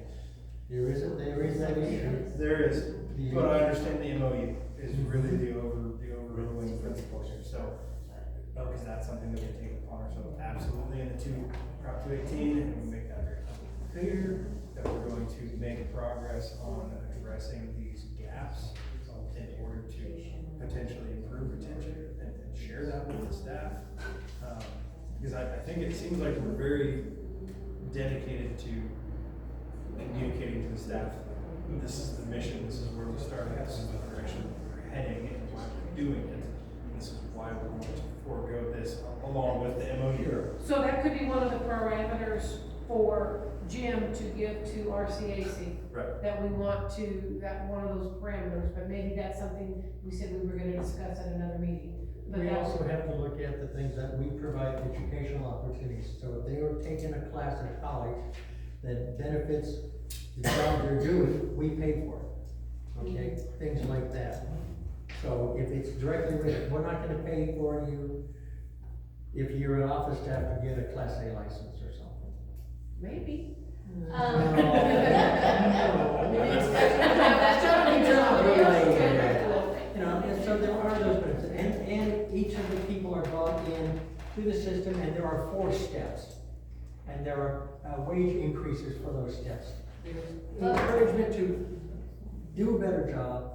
There's the annual review by the GM also, where they But can one of the have some things- percentage. But one of the things that Jim brought up is that he had a meeting with staff, and it was the first time that staff got to talk and have input and feel like that they were part of the organization. And so that to me is part of disseminating this information to them about, here's where we were 2 years ago, here's where we're coming, and things will get better, but it's gonna take time. And if they buy in and be part of the discussion, because I bet you none of them will. Yeah, and I think it's really important to have transparency. Yep. Actually, in the audience, I actually have my former number 2 here and can talk about my style, but, we're also in the closed session, we're gonna be talking a little bit about this, and that's that culture. It's the, I think just overall communication and involvement and, you know, challenging people, making sure that they know that, they have access to the GM, and, you know, based on some feedback so far, I just think that, you know, like I said in the last meeting, I'm really embracing the personnel committee, and I think there's a lot that can be done with that. And then we can start looking at some of those things that we can enhance to turn the tide and change so that we're retaining, because, the last several years has got some numbers that are concerning. So I appreciate that this was being discussed, I really do, and, you know, I understand you're doing what's best in the district. I just wanted to make sure that I have direction on whether it's 2.8 or 4.0. And Prop 218 is something that can inform, the personnel committee can do some of these parity studies and other things. Also, the board can look at the capital outlay. All those things will inform the Prop 218 so that we remain solvent for the needs of the district. Correct. So have we satisfied the 2.8? I just need, if we can make a motion that says which number, then I will be able to apply that to our. Fine, I need a motion then. I make a motion that we, do 2.8 on The COLA. the COLA. As what is the CPI or whatever. CPIW. Yeah. Yeah, per the CPIW. I'll second that motion. All right, we have a first and a second on increasing the wages per the CPIW COLA amount of 2.8. All in favor? Aye. Any opposed? Nope. Motion carries. Moving on. Then we got Oh, yeah, we gotta close it. I'm so sorry. Back to closing the public hearing, back to reopening the regular meeting, and we go back, had the general manager finished his whole report? No, he wants to talk more, okay. All right, I think you want to hear from me, I think you do. Okay, so, since last month, I've continued to deepen my understanding of the district's operations and priorities. I remain grateful for staff and the board for your support. And, so since the last meeting, we've made significant progress on staffing. So we had a number of positions. We filled the account clerk, we filled the bookkeeper, a distribution operator. They are all now actively working. With these additions, we're fully staffed, and it positions us well to move forward with stronger internal support and continuity. So the onboarding is gonna be continuous, and there's gonna be a lot of familiarization, and in particular, the bookkeeper's got a lot of reconciliation. And one thing I didn't mention yet, but there's the activity reports, the paid bills and things like that were not included in this packet. So next month, you're gonna see 2 months worth, because that is a formality that we do here. And so I just wanted to mention that some of that was due to us not having a bookkeeper and just having all the right numbers for this board tonight. Capital planning and engineering. So I received a quote from Pace Engineers to develop what's called a water asset management plan, otherwise known as a water master plan. And the reason why I wanted this is because as a GM, so that the GM doesn't go rogue on stuff, we need to have formal plans and then stick to the plan. Well, there are no plans. And so what I think is necessary is that the board, we look at this master planning mechanism that could be funded by the Western Shasta Resource Conservation District, or maybe some others. But it's about $300,000. That'll set us up for the next 10 years to figure out and assess what changed from the last master plan as far as conditions. Some priorities may have shifted, and we may have to focus on certain projects over others. But it'll also give us a good engineer's estimate where we can then start planning some of that, because obviously if we don't get 100% funding, there's a finance piece to that. And the bookkeeper we hired, Shireen, so she's worked with our bank for a number of years. She had some pretty good ideas on the line of credit that could potentially be another option for us that may save a little bit on interest, but nevertheless, the formal plan, I think, is something that is needed, and I want to return to in a future meeting after I take a look at that scope a little bit further to see if that's something that is ready, because we have a lot of institutional knowledge up here, and when staff leave, they take it with them. We need to try to get that stuff recorded, get some of the digitization of our maps. We have paper maps that are actually do not have the, current layout, there's some pipes that are added. There's a whole inventory of valves, pressure relief valves, air reliefs, and those will all have a condition that is needed. And so normally you'll have a tablet that has a GIS database that, by the way, fire could use when they need to, other utilities that we're having trouble with right now, these trees that are being trimmed, some of them are being cut down, they're literally dropping these big trunks over the top of our fragile water lines. Yes. And they don't have information about our stuff.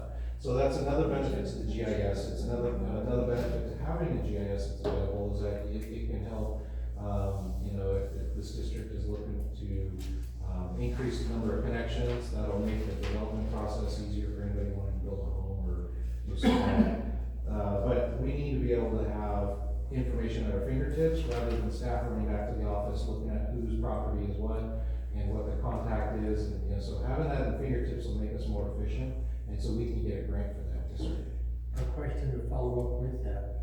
Would this water master plan then help us identify sections of the district that we could then go out and get grants to do repairs? So we could isolate Flowers Lane and say, we got a grant and we're gonna fix all of it, new piping, isolation valve. Flowers is one of the ones I want to start at. If I didn't say that. So basically, this master water plan would enable us to break the district into sections. zones. And then attack one zone at a time and upgrade the infrastructure. Yeah, and so there's also other strategies. It worked out really well for me at the regional airport when I broke up the project into phases.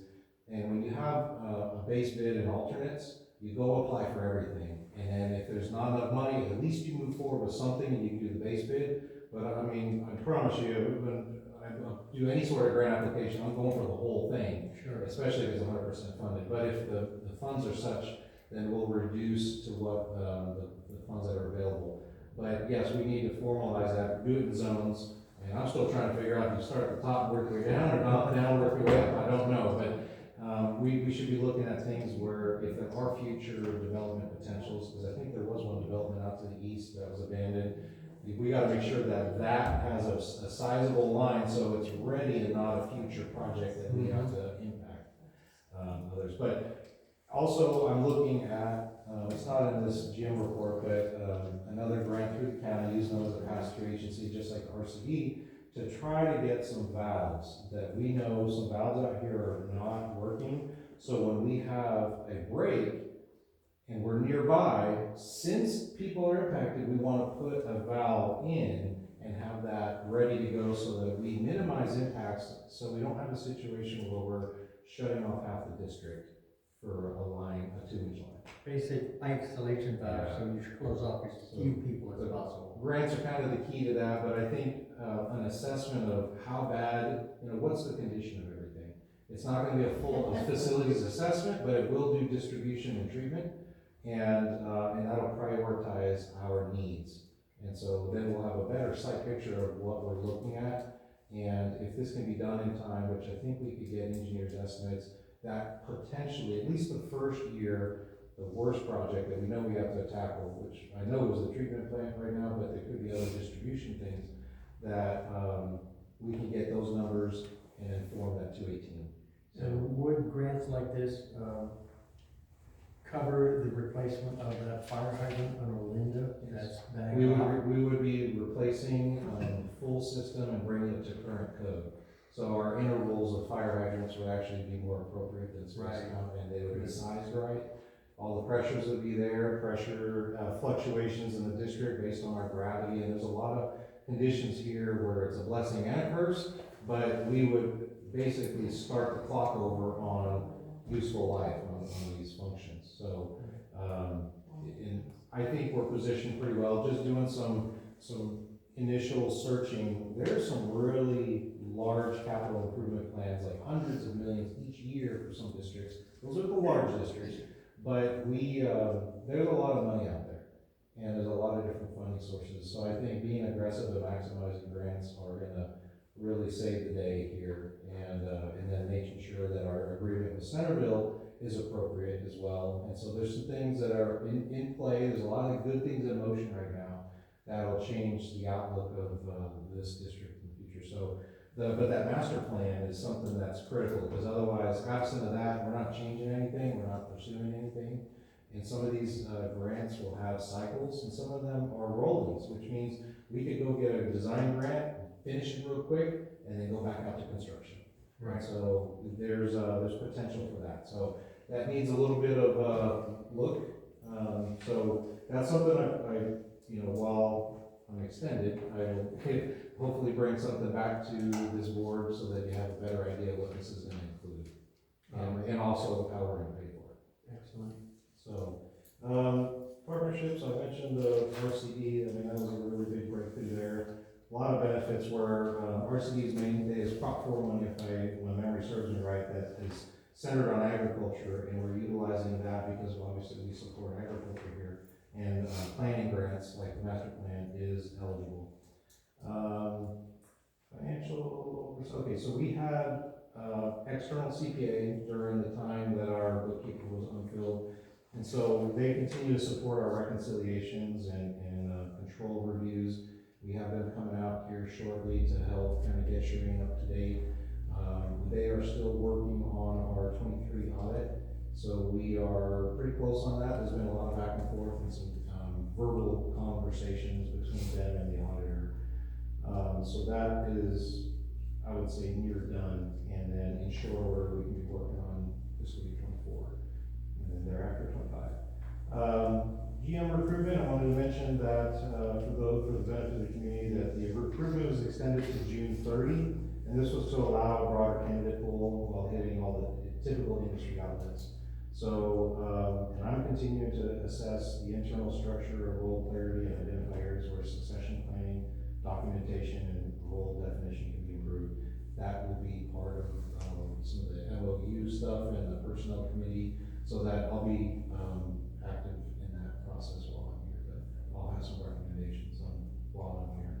Quick question, Yeah. is, and I know Shireen's only been here a week, but are we making sure that Centerville gets their bill of what percentage, so that they will pay their bill every month? Yeah, and I think we, I don't know if we did center bills last month, so we may be behind on that, just like a few other things, but, Cause they really squawk about that. The main P&L showed about 12,000 payment. Okay. But they like to have their stuff done by the end of the year, so we can get both the months in. yeah, and I had a really good meeting with the GM over there recently, and I actually asked him a question about the money that's sitting there waiting to pay us. I said, that's generating interest, right? So, I don't know if we can get that, but I did agree with that GM that we should have regular meetings, so we're gonna be doing another one at the beginning of July. Because there's a lot of, when we do anything with that treatment plant, we need to include them so that they know and can be ready for anything that we do. So if we do go after a grant and, there is a match, they need to be ready for it. So, all right, so looking ahead in the coming month, I want to focus on continuing those collaborative conversations with the regional agencies. Had a really good meeting with the Bureau of Reclamation. Reviewing long-range planning needs tied to CIP, compliance, and funding. There's regulations change often, and so the upkeep there, I think if I remember right, the budget, the compliance has gone up, regulatory compliance has gone up for us budget-wise. So I just want to continue to look at that so that the 218, when it goes, I want to make sure it includes everything so that there's nothing left behind where the district's left holding the bag and having to absorb and then hurting that outlook. And then, of course, supporting staff in process improvements and financial reporting. So, again, some of the collections and things, building that process, I'm really interested in that because, as we'll get to in this next report, we have some arrears that we need to try to focus on. So again, thank you for the opportunity to serve in this interim role. Really good staff, very engaged board, and I'm just impressed overall. So thank you for the opportunity. And are you gonna provide provide us with the operations report. Yep. So we can go on that next. And can I ask this, as part of that, has the hours meter on the back trailer been addressed? Not yet, but it's been discussed, so I don't have an update. With the on where it was. consignor. Yeah, so that, I know it's gonna be addressed, but yeah, so the issue on the back truck, the hours meter may have been broken, so we don't know how many meters, the hours are really on that vehicle, but, of the trailer, but it is fully functioning, but that is, it's been discussed since last week. I haven't heard anything, but, I'll see if I can get a report out for Friday night. Okay, so the oral here on, the ops, as far as administration, we have 235 accounts that are over 121 days, the total there is 82,000. And this is a lot better than what I tried last month, where I was trying to do it all verbally without you looking at anything, so, at least in the packet, we have the numbers here. But this did increase, I don't have the percentage, but this did increase, over last month, the percentage. So we're trending in the wrong direction, which is why I'm trying to focus on when we have some downtime that we're actually doing something to address this, so that we can start bringing in these collections. And then having staff reach out to other districts on their practices that we can kind of maybe benefit from, so. Maybe for the public, for some of these who haven't paid in a long time, they probably have a meter, but they're not receiving water on a monthly basis, and they haven't paid that 1081 in years. But it does cost, what, $100 to file a lien? So we'll probably attack the larger amounts first, pick the top 20, 30, whatever, put liens on their property. So eventually, when the property sells, it'll come back. So we actually got an update on the numbers, so it's free going on, $20 to take a lien off. Correct. Oh, it's free going on. Yeah, so that's, It's free, not $100. So, Let's do 200. we may exercise that clock a little bit more. But it's important because, we obviously have bills to pay and everything, and it was. Well, it was below 100,000, so that's a step in the right direction, to be honest with you. Well, a big problem too is, phone numbers and emails haven't been updated in years and years and years. Yes. So every customer we speak to on the phone, we've been asking, can I confirm your phone number? And we're trying to get that updated. And when they're shutting off their accounts, actually getting their forwarding address to send the final bill to, that hasn't been a practice, so we're doing that. And putting notes in the system, so when we do call somebody and say, hey, you owe us, they're like, we already talked to you. And it's, they already have a plan, so that is with the new system that we, the last several months, been reconciling some of those, readings. We're utilizing that, note section in there, so that we have, anybody that looks at the account has the latest information. Okay, so yeah, we have the total counts there. Now, water treatment, so what they produced last month of surface water was 432 acre feet. Clear Creek used 281 acre feet. Last month I didn't have this breakout, but Centerville had used 151. So the total of surface water for the year is 500, for the water year is 508 acre feet. And then well water production is at 0. And this is from Bill here. Staff has been busy with routine maintenance, monitoring, and operation of the water treatment plant. Whiskeytown Lake is full. Bureau has a second pulse flow scheduled for June 12th. Pulse flow is going to have a negative impact on the water treatment plant, and currently producing 7 million gallons daily. We had a car that was traveling on the road that failed to navigate a corner and it fell in the water, submerged fully next to the glory hole, and there was no apparent contamination that we could see. But that, I think it was a couple and a dog that was rescued. Staff had discovered 2 more leaks inside the water treatment plant. Repairs have been made on one, a new section of pipe has been ordered for the other, and the backwash pond repair project, so pond number 2 sludge was dried enough so that they can transport that to this location here for drying and then off-haul, so we can save some weight on disposal. Train number 6, filter number 8, water treatment plant staff and distribution staff added 200 cubic feet of anthracite media to train number 6. The effort was completed in hopes of having this filter as a backup in case of another failure or a fire event. So this is more of a proactive measure. Right. And so I think that was a smart move. So as a whole is showing, the whole treatment plant's showing its age, the pipes, randomly bursting, the filter's not functioning correctly. This has forced the treatment plant staff to make a quick attempt to revive train number 6 and take the burden off of the filters. So, they have a plan. Even though we're looking at this master water plan, I believe we have plenty of information, preliminary engineer's report to advance an application for a design for the treatment plant. So while the master plan would still look at the treatment plant, we can concurrently advance a grant application for the treatment plan, which I would strongly recommend. And especially if we can find 100% funding. This is based on the conditions.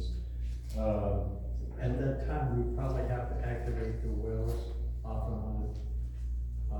But it wouldn't be done until the winter, off-season, so that there was minimal impact to the customers. And then as far as the distribution, an update on that, the staff there is they've taken a proactive approach in addressing scheduled leaks on Carroll Lane and Crone Avenue, ensuring timely repairs of curb stops and service lines to maintain system integrity. Meter readings, I believe I heard today they did their meter readings in a record 2 days. So they're getting better on that, and it's taking a lot less staff time. Several transmitters have reached the end of their service life. I think these were some of the bigger ones that we had stock on, and were replaced to ensure accurate readings for the June cycle, providing a fresh start for upcoming reporting. Training and development, the team has actively participated in Department of Transportation training sessions, enhancing operational knowledge and compliance. Morgan has assumed the role of designated employer representative for DOT training. That's a regulatory requirement to have somebody designated. So overseeing the regulation of all commercial driver license holders. And let's see, additionally, we completed the JPI training sessions and conducted training on generator operations and emergency evacuation procedures in preparation for potential PG&E shutdowns due to high winds and fire risks. And I thought I saw an email today that there's potential to shut off. So didn't get the details on that, but staff are prepping that. In fact, we are looking at our procedures on the trailer of bringing the generator down there and just kind of exercising some of the things just to keep them working, moving, working breakers and things. And Bill is going to be a pretty big asset to that because he's familiar with the more of the what was the project? Speed project there? I think it was the pumps, Don't we have booster to- pumps. So there's a procedure that, we have just kind of put off, and the distribution staff is so new that they would need Bill, who has the experience, to perform some of the training. So been encouraging a lot of that, so in the coming weeks, hopefully we can schedule something, provided we don't have any breaks. And are we gonna have to replace one of the well pumps at some point? Right now, we don't know how bad, we don't know, we know that there's a short in well number 2, and we don't know if it's at the surface or all the way at the bottom, at 470 feet. Yeah. And if I remember right, it might be anywhere from $40,000 to $60,000 just to pull it, because of the process involved with the piping. So Yeah. it's a big crane. Water sampling, so that was something, it's a regulatory thing. We collected the June 2nd samples, and everything returned absent results, which is good. And we did that in collaboration with water treatment. This is for the lead and copper sampling. So we actually have some regulars that we use, and I just want to say thank you for those customers, ratepayers, for helping us with our compliance and letting us into your home to sample. So I know that that's a pain. I've never had to experience that, but I'm glad to know that there's people here that are happy to let us in and do our samples. Maintenance and repairs, all district vehicles have been serviced and repaired as needed. We had a point where we forewent some of the repairs and maintenance, and so we had the budget, and so we authorized those repairs, so we're all caught up, so we don't have some vehicle issues. And then we also do some training on equipment and maintenance. Personnel, let's see, most recent hire was in June. Please report that now fully staffed, as I mentioned. And then we're actually gonna be underway to issue identification badges. So this is credentialing that's kind of typical for agencies, and we're considered disaster service workers. And, so if there is some sort of issue and some sort of line, we can get through that line by showing our ID. And we got that printer, how did we get that? Was that from APCO or? No, we purchased it. Okay. Not through JPIA or anything? And fire prevention efforts, CAL FIRE has been actively clearing dead vegetation on the west side of the district this month. These efforts are critical in mitigating fire risk and enhancing safety as we approach peak wildfire season. And that's all I have to report. Is there any questions? That's what I was about to ask. Any questions from the board members? No? Any questions from the public for our general manager on the Yeah, reports? where's the fuel reduction project going on with Cal Fire? So far, it's on the west side of the district this month. This side. Are you on the other side? Or the west side? No, I'm on Palm Avenue. She's in the middle. Yeah, okay. It's through this month, so, she's. All right, well, thank you for those reports. Time for standing committees. Does our agriculture committee have anything to report? Just like to remind everybody to remember to check out the farmers market every second and fourth Saturday, 8 a.m. to 11 a.m. just next door to Bonnie's Burgers. Right. And Be the 28th of this month. Yep, 28th of this month. The second one. We're running through October. Yep. $10 per booth. First come, If you first want to be a served. vendor. If you'd like to be a vendor, gardens are coming into their own right now, so if you have an ample amount of produce and wish to share that with your neighbors, come on down on Saturday, the 28th. Just see me. Can I ask? Scott. Sorry, but yesterday, I think it was, at the community center, it looked like there was some vegetables and. Food giveaway. It's a food giveaway, oh, okay. Yeah, So they have- every third Tuesday of the month, That's they pretty do a awesome. food drive. That's incredible. Yeah. Does the A guy from Bono's come over? No, Yeah, it was really. no, he doesn't. No one's from Alma has come over, and I would have to be provided with the proper certifications. You can sell eggs He right has off one. your property, but to sell it at a market, you have to have the proper. He has it. Well, he hasn't approached me. Okay, finance committee, I know we had a meeting. Yeah, we had a meeting June 6th, but what we did was just go over the budget and the preliminary budget and bank balances and that, so there was nothing new that you didn't hear yet. So we're kind of, You're here. Planning steering, anything? Are we planning a meeting anytime soon? We're waiting for Jim to get that study done. I think that master, plan draft will provoke a lot of thought. All right, very good. Then on to item 9, any board member have any other items they would like to bring up? Nope. No? Down to Director Weaver? Nope. One item, I think that was I have some. So, one of the questions I think from the public was how many, staff members, and there's 11, is there not? There's 11 plus me. So Okay, 12. there's 12. Oh, so there's 5, we have For 4 distribution, distribution plus the supervisor? yes. Okay, all right. And then as far as the regulators, so I've been here 26 years and we're having to replace regulator number 3 on our property, and we're on Olinda. Because we're gravity fed or gravity flow with our water, the what's the right terminology here? pressure. Yeah, the pressure is so high that you can't control it. So that's the blessing and the curse, because we don't have to pay for pumping like Bella Vista does, and it really increases the cost. So it's all gravity flow, but we have the high pressure, and then that's the problem.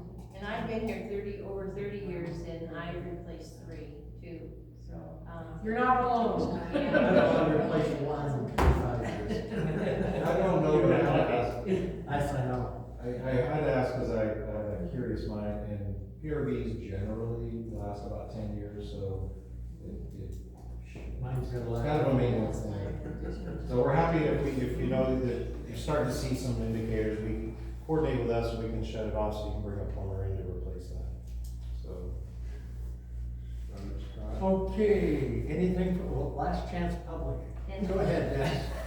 Okay, my wife, started, we had stacks of papers and stuff, and she went through it. And found this, when we did the first, big, rating. Well, we don't wanna hear Rate it, jump, but, yeah, because it was probably $10. This was, I saw it, oh my God. Oh, no. Yeah, that big, story about, When was this? people. It was February 22nd, 2000. When a burger was probably 99 cents and it's now So- $9. 150 customers, huh? Yeah. Let the board look at that. Anything else from the public? Oh, hey, Sandy, for history, just for the record, right above TJ is a picture. Look at that sometime. That's from World War II. I see that all the time at the Anderson Historical Okay, Society. well, I happen to have been down here for a meeting This is 2 weeks ago, and I had time and I read all this stuff in here. That was fascinating. Yeah, Bud Moorbeck did an article for the Valley Times on that too, it was posted in one of the newspapers. I've been doing a lot of research at the Anderson Historical Society on our community center. It's a story that I'm doing for Steve Westerby. And, they have all the valley posts year by year, right there on the shelf where you can go through and pick them out. And, it's full of history. They used to have a remember when column, and then in the back they had 75 years ago, 50 years ago, whatever they wanted to publish. And there was a lot of stuff on the, Yellow Water District. And, some of them were just little columns, but it's really interesting to, go in there and sit down if you have some extra time. They're right in the back room there on the shelves, and there was an Anderson Valley News, the Anderson Valley, Post got bought out by the Record Searchlight, mismanaged, and, had to shut down. I talked to the editor. I could go on the history on that all night. Thank you, Sandy. But if anybody wants a Red Dirt Pioneers book, it's full of that history, if anybody wants to buy one, for the Anderson Historical Society. All right, at this time, we're going to close our regular meeting and go into a closed session to discuss our interim general manager review and the general manager position. If there's anything to report, we'll report that after we return from our closed session. It is 8:04.